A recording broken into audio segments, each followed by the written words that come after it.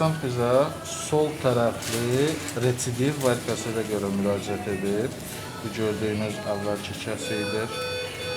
Deməli, sol tərəfli varikası ilə görə apardığımız əməliyyat fonunda bu gördüyümüz venləri, kələfləri tək-tək bağladı. Bu gördüyümüz topunu daşıyıcı axacaqdır. Buradakı kələflərin hamısını görürsünüz bağlamışdır. Bu gördüyümüz böyük bir eksternal vendi. Bunu bağlamışıq. Fotoda da görsənir necə geniş bir vendir. İndi demonstraj edir, ona görə bitiririk.